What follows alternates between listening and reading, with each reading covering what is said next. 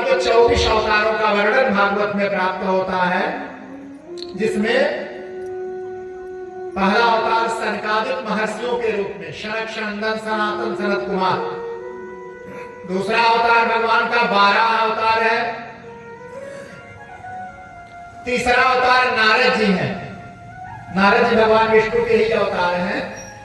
भगवान विष्णु का जो मन है उसे ही नारद कहा गया। उसके बाद चौथा अवतार है नर नारायण अवतार, जो भगवान बद्रिकाश्रम में निवास करते हैं, जिनकी पूजा बद्रीनाथ के रूप में होती है, वो मूलतः भगवान नर नारायण है। पांचवा अवतार है कपिल अवतार।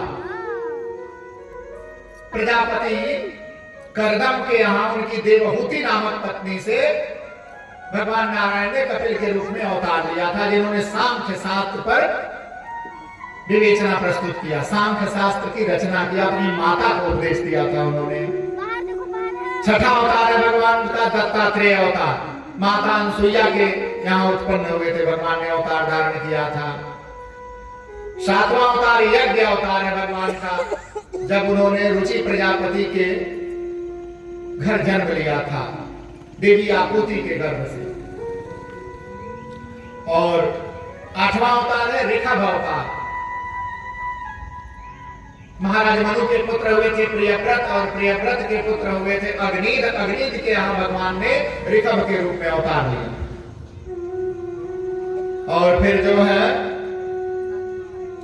9वां अवतार है पृथु अवतार।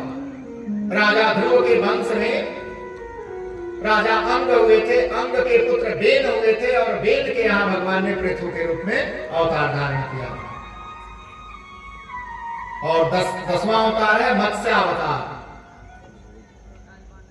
जहां भगवान ने वैवस्वत मनु को प्रलय का उपदेश देने के लिए मत्स्य के रूप में अवतार लिया था। सप्तऋषियों सहित पृथ्वी और पृथ्वी पर उत्पन्न होने वाले औषधि वनस्पतियों की रक्षा किया।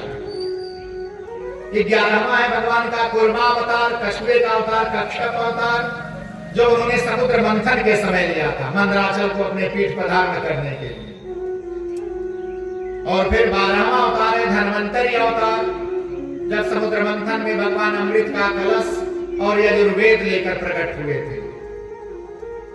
और 13वां अवतार है मोहिनी अवतार, जो समुद्र मंथन में ही असुरों को वारुणी और देवताओं को अमृत पिलाने के निमित्त भगवान ने वह अवतार धारण किया था। 14वां अवतार है नरसिंह अवतार, जो अपने प्रिय